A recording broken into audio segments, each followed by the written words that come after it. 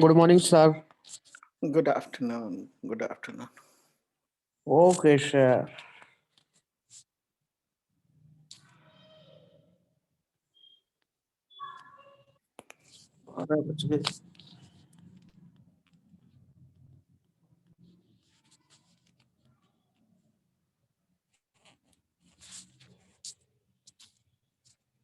We'll wait for a minute and let others join, and then we will start. Okay, sir.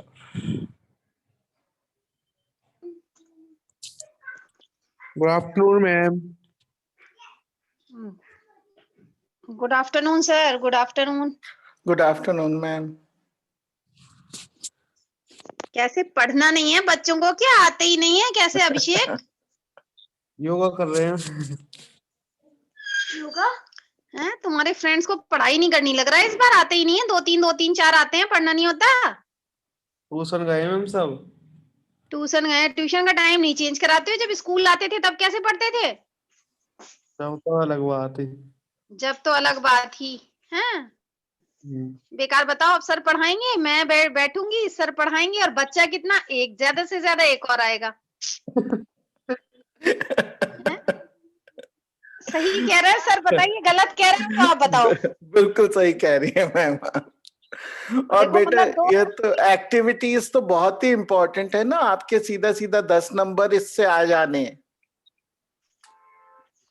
ये तो बहुत... एक और आ गया। एक और आ गया। हाँ चलो, आ गया, एक और आ गया। थोड़ा सीरियस हो लो। अब तो 12th है तुम्हारा, थोड़ा सीरियस हो लो। मैं फिजिक्स में तब 20 जने थे। हाँ तो ये समझ नहीं आता ना हमें, मैथ समझ नहीं आती, नहीं तो हम भी सबके साथ हम कुछ फायदा ही उठा लेते, हम भी पढ़ लेते। केमिस्ट्री में 3 है। केमिस्ट्री में 3 थे, और कैसे पढ़ोगे? देखा था मैंने केमिस्ट्री की अटेंडेंस भी देखी थी। 2 मैम और 3 बच्चे, बताओ। Yes ma'am. इतने अच्छे दिन आ गए तुम्हारे हैं। यस।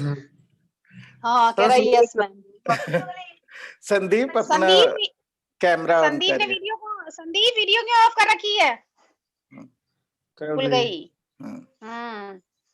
सर तुम भी दिखा दो। बस हाँ सर तुम दिखा दो फेस।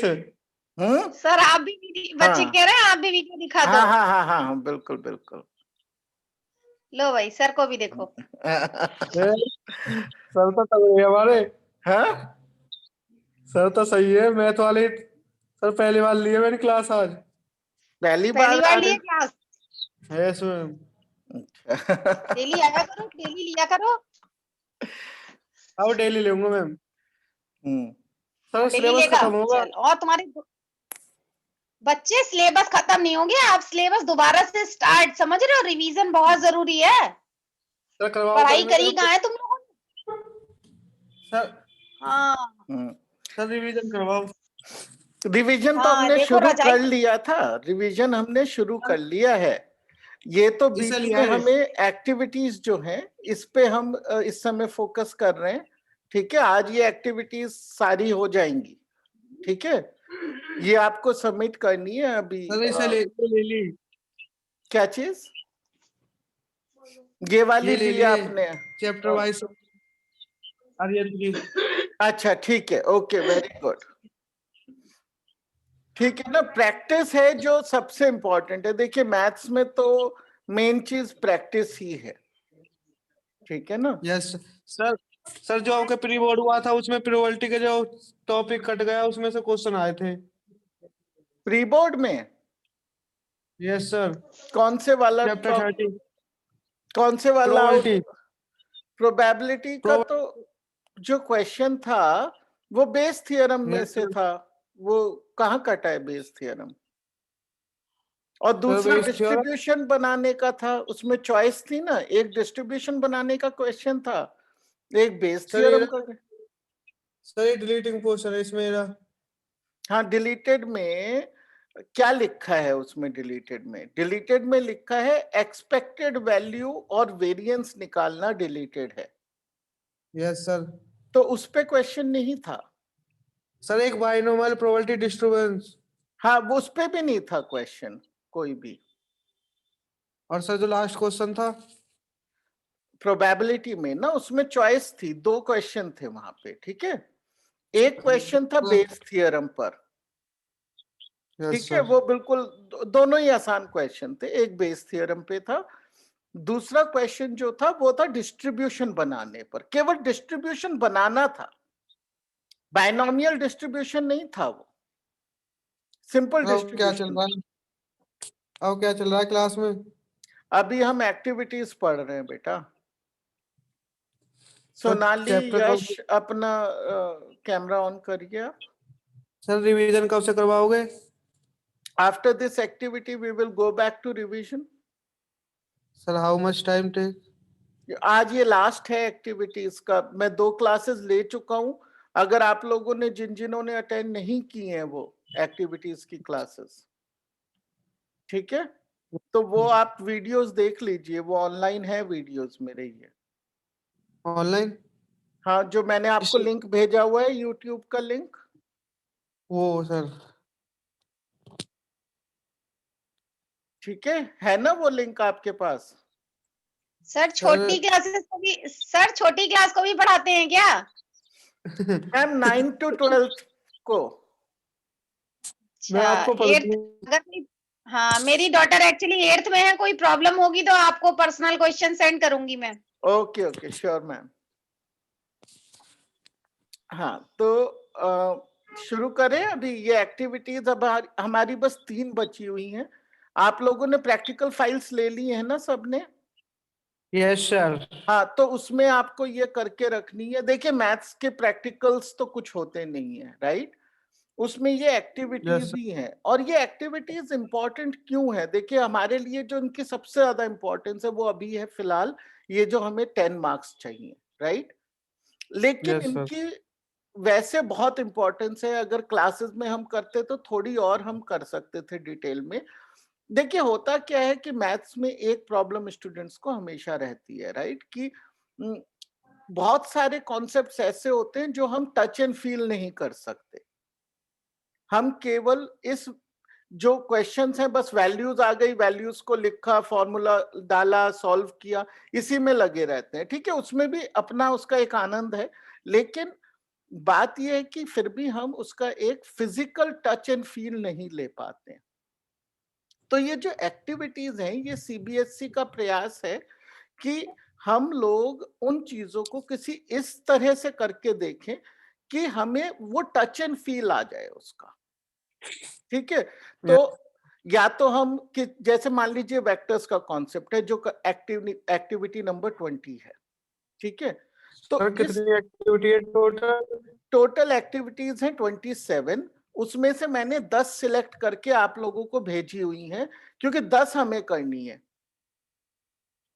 ठीक है। और मैंने वो इस तरह से सिलेक्ट किए हैं कि आपके सारे टॉपिक्स कवर हो जाएं उसमें, और वो एक्टिविटीज भी रिलेटिवली थोड़ी ज्यादा इंटरेस्टिंग हो। ये ना हो कि 3-4 एक्टिविटी बिल्कुल एक जैसी हो, सब में कुछ डिफरेंट सीखने को मिले। ऐसी मैंने 10 एक्टिविटी सिलेक्ट करके आपको भेजी हुई है। ये जो मैं आपको प्रेजेंट कर रहा हूँ ये पूरा मैं पीडीएफ बना के भी भेज चुका हूँ ग्रुप पे आपके, ठीक है। Okay sir. अब देखिए आपको वो अपनी बुक में बनानी है उसको। इन चीजों में प्रेजेंटेशन के भी बहुत मार्क्स होते हैं, इंपॉर्टेंस होती है, ठीक है। क्योंकि जो एग्जामिनर है वो जब आपको देखेगा, आपको वो नहीं जानता, आपकी परफॉर्मेंस को नहीं जानता है, ठीक है ना। उसके लिए उसको किस चीज से पता चलेगा आप कितने सिंसियर स्टूडेंट हैं? वो केवल वो आपकी प्रेजेंटेशन को देखकर इस चीज को समझेगा। तो जो आपकी प्रैक्टिकल फाइल है, ठीक है ना, वो बहुत ही वेल प्रेजेंटेड होनी चाहिए, अच्छी हैंडराइटिंग होनी चाहिए। जो डायग्राम्स है उनमें यू शुड यूज कलर्स। और कलर्स इसलिए नहीं कि रंग बिरंगा बनाना है, हमारा ऑब्जेक्टिव वो नहीं है कि हम उसे रंग बिरंगा बनाएं। हमारा ऑब्जेक्टिव ये है कि हम कलर्स को इस तरह यूज करें कि जिससे समझने में चीज को आसानी हो, ठीक है ना। अब जैसे हम इस एक्टिविटी में देखेंगे कि we can shade certain areas और we can use some paper cuttings to cover those areas जिससे वो चीजें और भी ज्यादा निखर कर आए, और ये इंपॉर्टेंट है हमारे लिए। ठीक है यश, आप भी अपना वीडियो ऑन करिए बेटा, वो ऑफ है। ठीक है ओके। फिर आपको जो उसका कवर पेज है अपनी फाइल का, वो अच्छे से डेकोरेट करना चाहिए। ठीक है, जबकि आप, जरूरी नहीं है कि आप अपनी आर्ट शो कर रहे हैं उन्हें, आप क्या शो कर रहे हैं, अपनी सिंसियरिटी शो कर रहे हैं अपने एक्सटर्नल एग्जामिनर को। इसलिए ये अपनी not only the maths practical file, all the practical files you should present in a very very nice way. उसका अच्छा कवर पेज बनाइए एंड सो ऑन। ठीक है, ये आपको पूरी करके मंडे तक जो है सबमिट करानी है स्कूल में, तो जरूर कर लीजिए पूरी, बहुत समय नहीं लगेगा आपको, अच्छी बात ये। ठीक है, तो let's move forward. I will do the activity number 20। इसको समझते हैं कि ये क्या एक्टिविटी है। ठीक है, तो ये एक्टिविटी हमें डिस्ट्रीब्यूटिव लॉ को समझने में मदद करती है। ठीक है, तो हमने वेक्टर्स में क्या पढ़ा था कि जो वेक्टर मल्टीप्लिकेशन है यानी cross product, it can be distributed over vector addition. ठीक है ना, देखिए ये स्केलर में तो हमें पता ही है ट्रू होता है। अब हमें ये जो है वेक्टर्स में भी पता है ट्रू होता है, लेकिन हम इस चीज को डेमोन्स्ट्रेट करना चाहते हैं। ठीक है, तो हम इसको कैसे डेमोन्स्ट्रेट करेंगे? देखिए हमें प्रूफ नहीं देना है इसका। ठीक है ना, प्रूफ तो हम क्लासेस में करते रहते हैं, वो एक अलग बात है, that's the part of standard curriculum. हमें केवल ये चीज डेमोन्स्ट्रेट करनी है जिससे उसकी एक फिजिकल पिक्चर हमारे दिमाग में अच्छी बन जाए। तो ये हम किस तरह से करेंगे? हम ज्योमेट्रिक रिप्रेजेंटेशन से करेंगे।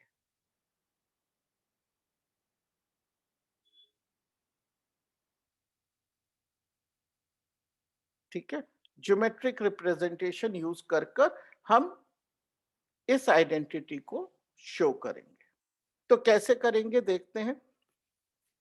तो देखिए हमारा क्या थी आइडेंटिटी, हमारी ये थी कि C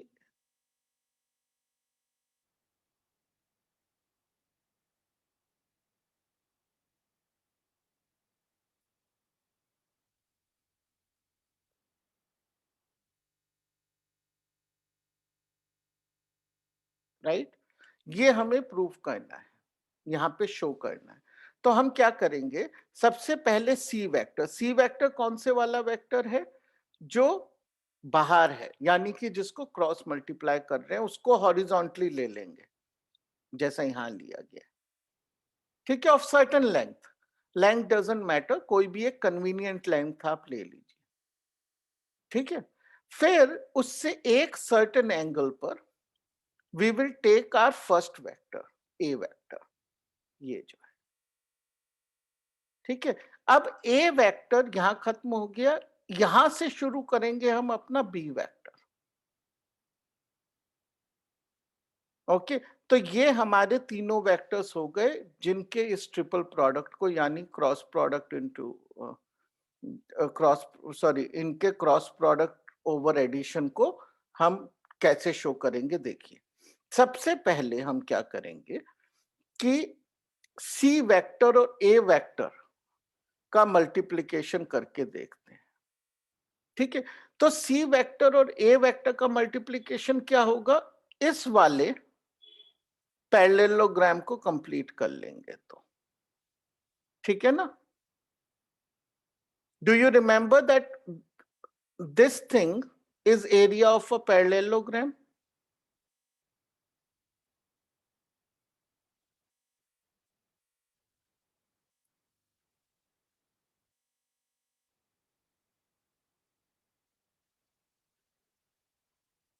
right, it is the depiction of area of a parallelogram। तो वही हमने ये पैरेललोग्राम बना दिया। राइट, अब हम C क्रॉस B बनाते हैं। तो देखिए ये जो C है और ये opposite sides of a parallelogram are equal. तो ये जो है ये भी सी वेक्टर ही है, और यहां पे हमारे पास बी वेक्टर अवेलेबल है, तो इस वाले पैरेललोग्राम को हमने कंप्लीट कर दिया, राइट। तो हमें जो है ये एरिया मिल गया,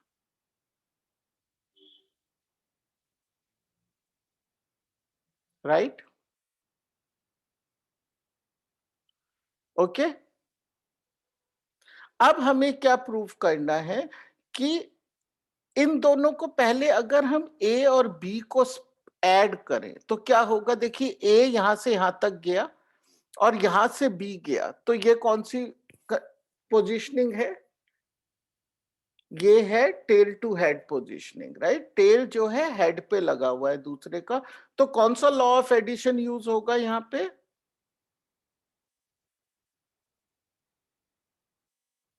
कौन सा लॉ ऑफ एडिशन यूज होगा, can somebody tell me. Tell is connected to the head of the previous vector, तो कौन सा लॉ ऑफ एडिशन यूज होता है, triangle law, okay, the triangle rule और triangle law of addition, right. तो ये triangle rule of addition से हमारा जो रिजल्टेंट वेक्टर आ गया वो ये है,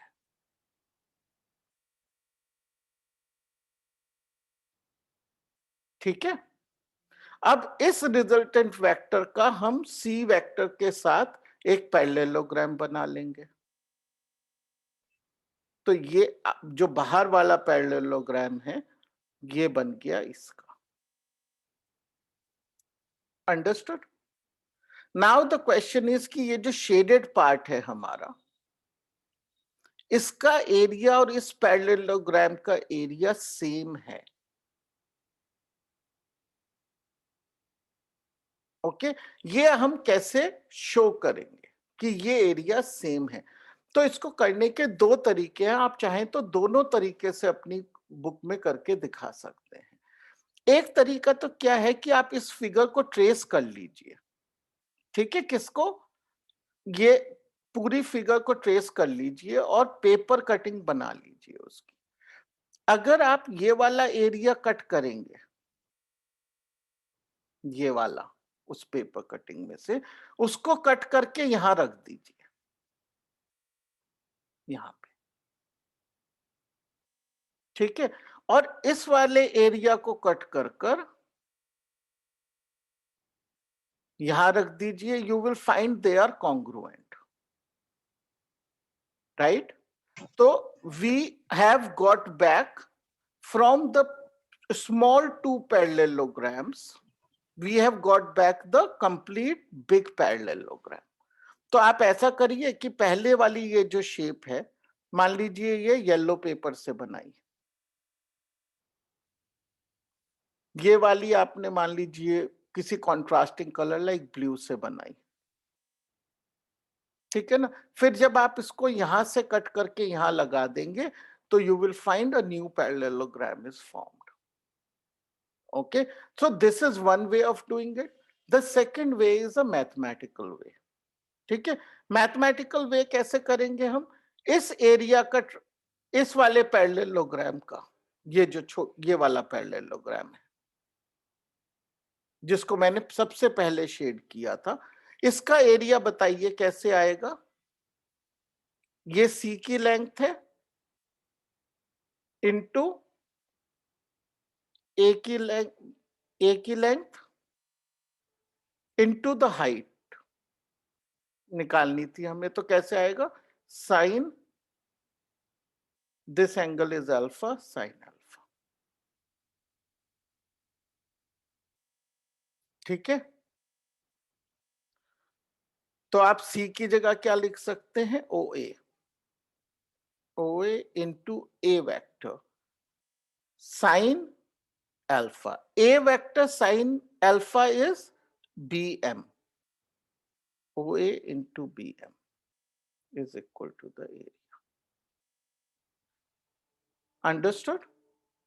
सिमिलरली आप यही एक्सरसाइज यहां कर सकते हैं, you will find that B Q into C N is equal to the area of parallelogram 2. This is of parallelogram 1. Right? What is the area of the big parallelogram? बताइए बेटा. Somebody has to answer. अभिषेक आपका video. हाँ क्या है? height. हाँ तो OA is the base into height क्या है? CL. मौज कर देगा. CL is the height of area of big parallelogram. Right? Now all that we have to prove is that CL is equal to BM plus CN. That is easy to prove because BM is equal to NL. Right? Height of the parallelogram is the same measured from anywhere, right? So इसलिए BM is equal to NL. And hence we have reduced this to a normal distributive law. And hence it is proven. लेकिन मैं ये कहूंगा कि आप इस तरह से तो प्रूव करिए ही जो मैथमेटिकल है, लेकिन also use the paper cutting approach to complete this. Understood? Is that clear? Kartik, Yash?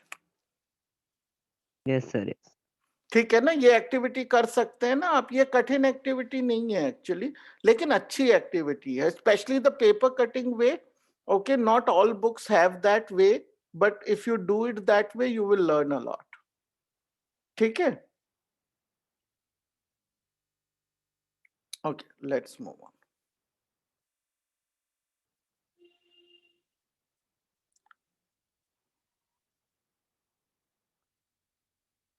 Okay, activity, this is the 9th activity, activity number 22. Okay, this is actually a very interesting activity. On paper it is okay, right? But अगर आप इसको reality में करके देख सकते हैं तो you will find it very interesting. तो देखिए, हमको 2-dimensional में, मान लीजिए 2-dimensional स्पेस है, इसमें हमें किसी भी 2 पॉइंट के बीच में डिस्टेंस निकालना होता है तो हम एक फॉर्मूला यूज करते हैं, लेकिन उस फॉर्मूले को हम प्रूव कैसे करते हैं? ये ट्राइंगल फॉर्म करके, right? So this becomes y minus y2 minus y1, this becomes x2 minus x1, and half into this becomes the area, the distance, right? So that we are able to do, right? That is not difficult for us. लेकिन अब हम क्या करेंगे, इसमें 3-डायमेंशनल के लिए करेंगे. ठीक है, तो 3-डायमेंशनल में हम क्या करने वाले हैं कि एक ग्राफ पेपर लेंगे. ठीक है, उस पे अपने कोऑर्डिनेट एक्सिस बना देंगे. कौन सा प्लेन बना रहे हैं हम? एक्स वाई प्लेन बना रहे हैं. तो जो जेड प्लेन है वो कैसे होगा? इसमें से बाहर आता है. So what we can do is we can stick a wire here centre में, जो वर्टिकली खड़ा हो, ऐसा वायर. अंडरस्टूड? तो वो हमारा जेड एक्सिस बन गया. अब हमें कोई पॉइंट बनाना है, जैसे कि 4, 1, 3, 4, 1, 3. तो ये पॉइंट हम कैसे बनाएंगे? We will take the point 4, 1.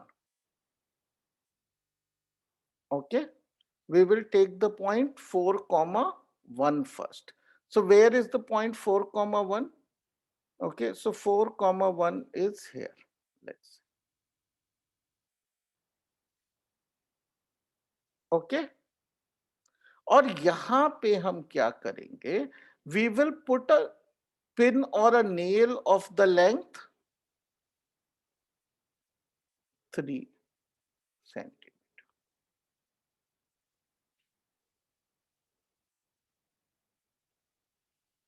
Understood? तो ये जो पॉइंट है, इसका जो टिप है नेल का, this tip is our point. ठीक है, तो जो बुक में ग्राफ है it's not a very good graph, आपको ये अपना ही बनाना है, right?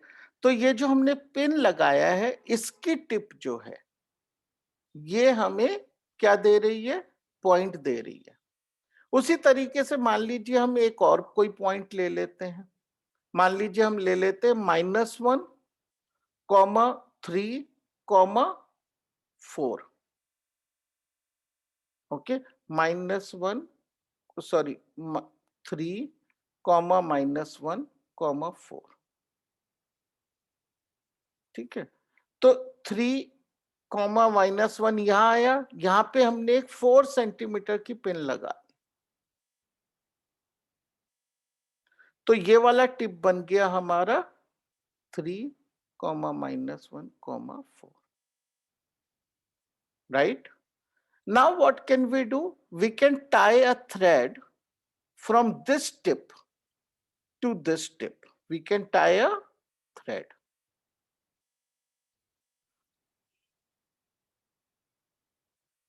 And we can measure the length of this thread. So that will give us the distance between these 2 points, right? Understood? हमें इस थ्रेड से distance मिल जाएगा दोनों पॉइंट्स का स्पेस में।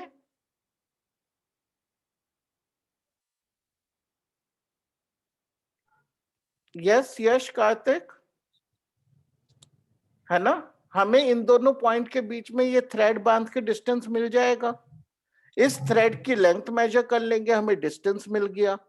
एक बार हमें ये डिस्टेंस मिल जाता है तो इसी डिस्टेंस को हम डिस्टेंस फॉर्मूला से भी कैलकुलेट करके देखेंगे। क्या जो डिस्टेंस हमें यहां आया फिजिकली कर क्या वही डिस्टेंस हमें डिस्टेंस फॉर्मूला से आता है? लगभग एक आएगा। देखिए एकदम सेम नहीं आएगा, क्योंकि जब हम फिजिकली करेंगे वो जो नेल है वो 100% वर्टिकल हो ना हो, थ्रेड एकदम परफेक्टली टाइट हो ना हो, तो थोड़े बहुत एरर्स होने की संभावना है। ठीक है, तो लगभग सेम आना चाहिए। मान लीजिए ये this comes out to be let's say 7 centimetre, and आपकी जो रीडिंग है that might only come as 6.8 centimeter. That is okay, don't worry about that. You can write it as it is. हाँ, लेकिन अगर ये 7 सेंटीमीटर आना चाहिए और आपकी लेंथ आ रही है 5 सेंटीमीटर, तो यू हैव टू रीचेक, कुछ गलती है, 0.1 है देर हो सकता है। ठीक है, तो all you have to do this is you have to put 4 such points on this graph paper in the space using pins and measure the distances between them, write those distances, also calculate the distances and write those distances. तो उसके हिसाब से हम ये table भर लेंगे, right? We will write the coordinates of all the, ये तो short form में इन्होंने दिया हुआ है। Let's say we are using 4 points, तो write coordinates of all 4 points.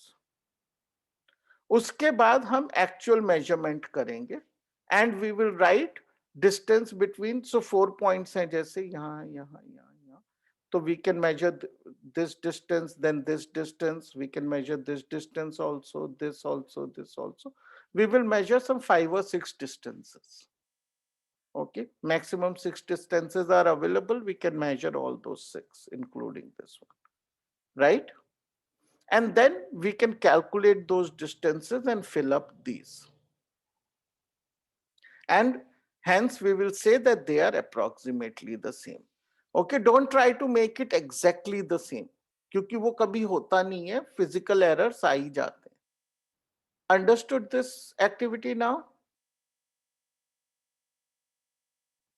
This is very interesting. लेकिन जब आप फाइल में लगाएंगे तो पिंस हटा के ही लगाना पड़ेगा आपको, ओके? क्योंकि पिंस के साथ फाइल में नहीं छोड़ सकते आप। तो आप एक्टिविटी कर लेंगे, जो पिंस हैं वो हटा लेंगे और ये केवल ड्राइंग छोड़ेंगे बोर्ड के ऊपर। अंडरस्टूड? क्लियर? कार्तिक एंड यश, अभिषेक, अभिषेक आपका वीडियो ऑफ है।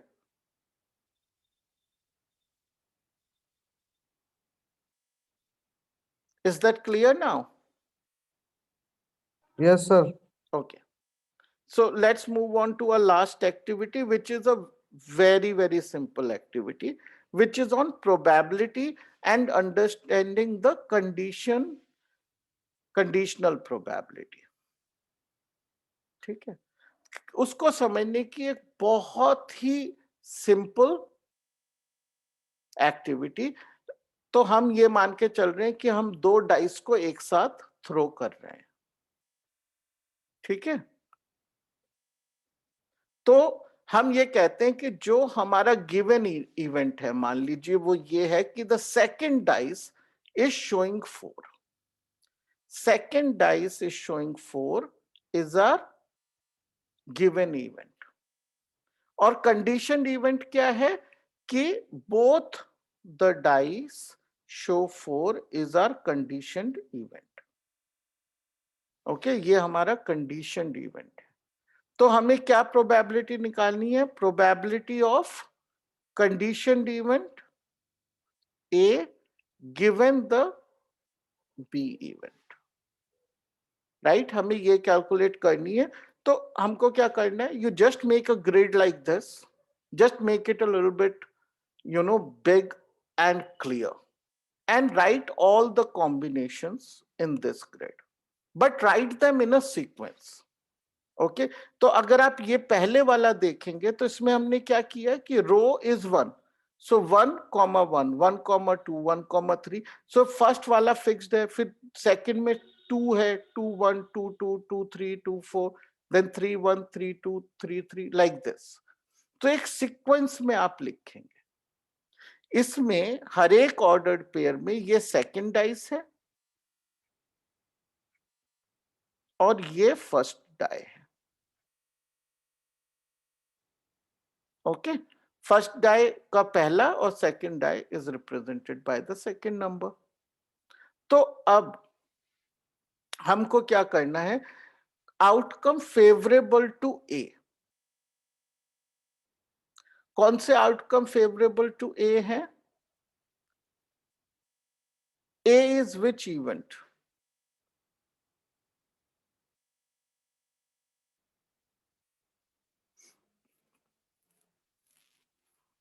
What is A? See, A is the event that both the dice show 4.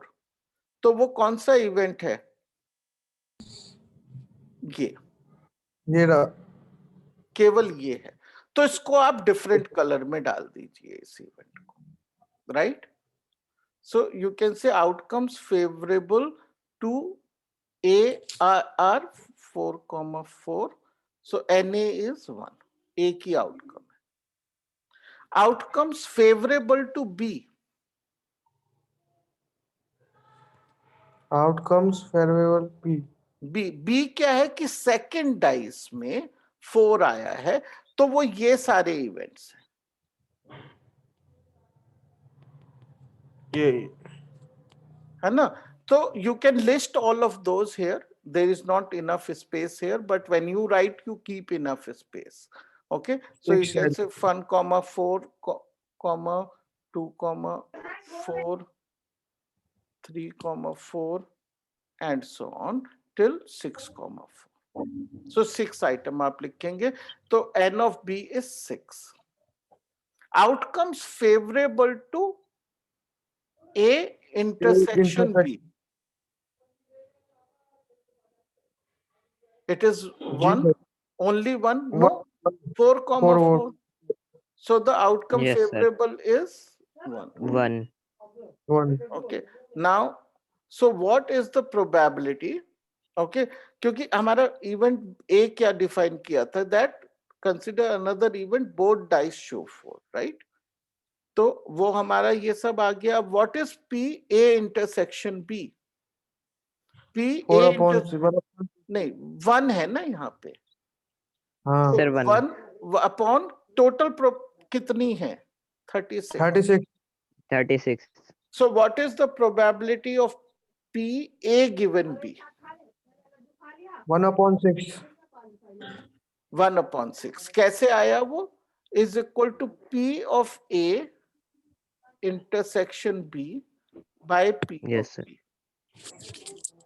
which is 1/36 upon 6/36.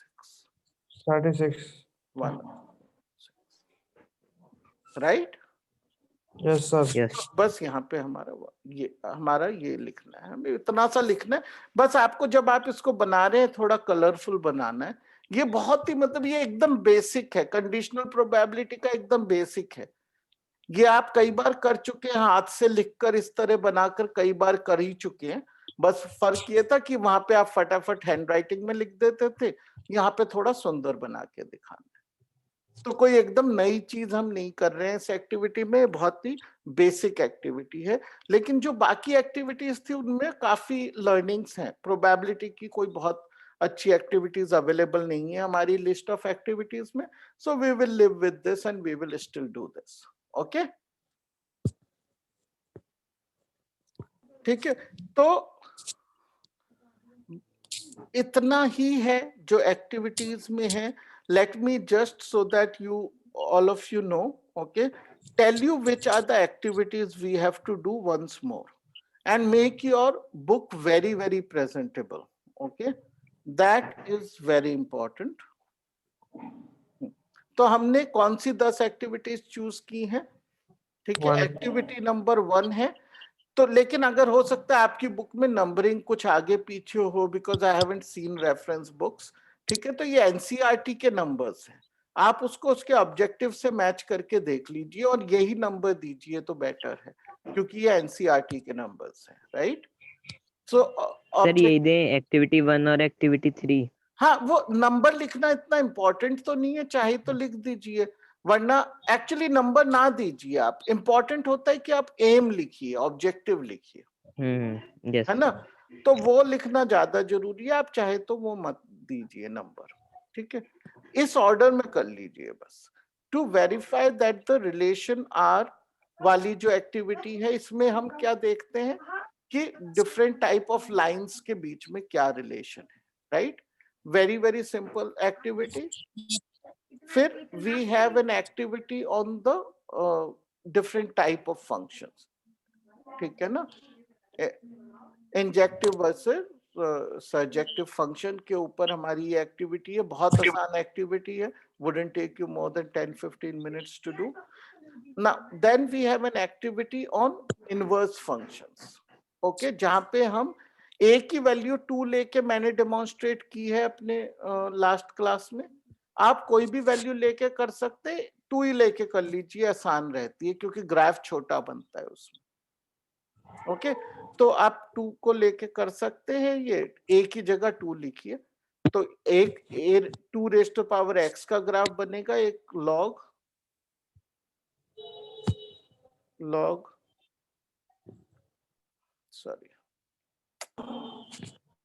x to the base 2 का ग्राफ बनाना है आपको। ठीक है, ये वैल्यूज आप कैलकुलेटर से भी देख सकते हैं, लेकिन जहां पे बेस 2 होता है तो वो नंबर्स हमें पता होते हैं usually. Right? If we only take powers of 2, तो हमने उसी तरह की वैल्यूज का चयन किया है जो when we did this activity in class.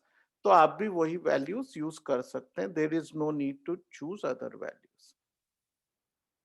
ठीक है, फिर हमारा लोगैरिथम्स को यूज करके एक और एक्टिविटी है, लेकिन बिल्कुल एंटायरली डिफरेंट चीजें दिखाई जा रही हैं। इस एक्टिविटी का मेन ऑब्जेक्टिव है inverse functions are mirror images.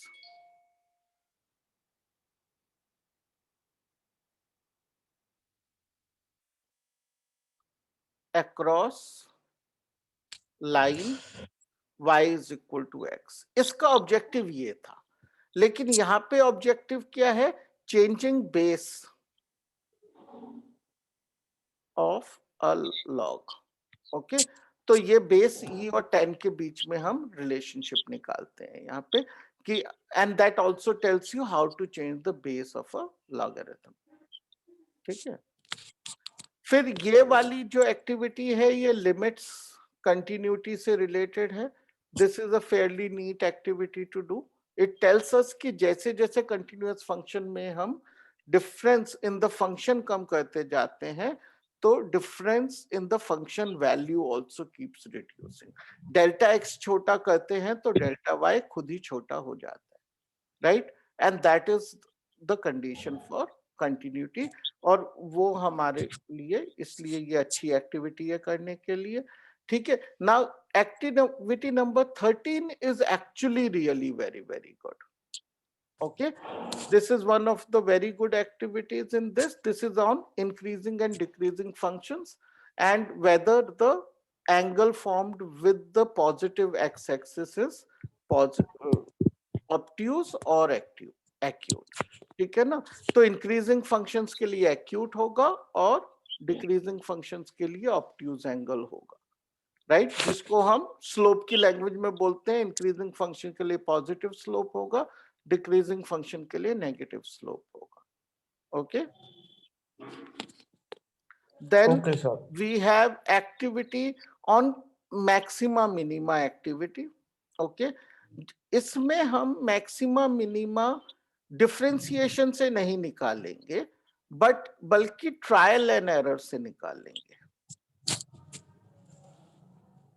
Okay, why do we do that? Although we know a better way of doing it, we do it with trial and error to understand कि actually हो क्या रहा है.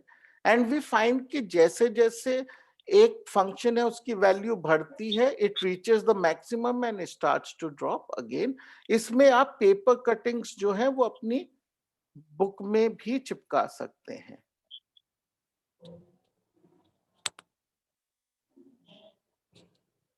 Which is very good because that will be a proof कि आपने ये activity अपने हाथ से की है, कहीं से copy नहीं किया, right?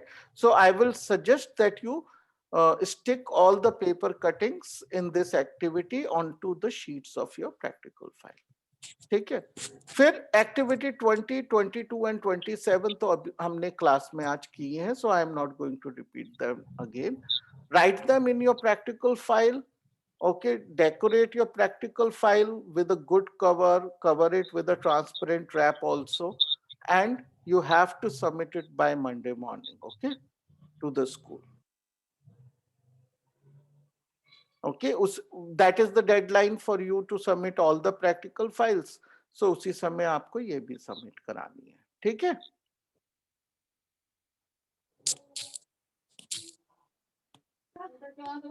Understood? Yes, sir. Okay, then I'll close the session. We have overrun by 3 minutes. Okay, but I just wanted to complete this. So we will close it now. Please ensure you complete the files and give. It is worth 10 marks. It's a big deal. Okay, sir. Okay. Thank you, sir. Okay, thank you. Bye-bye. Thank you, ma'am. Thank you, sir. Thank you, ma'am. Bye-bye.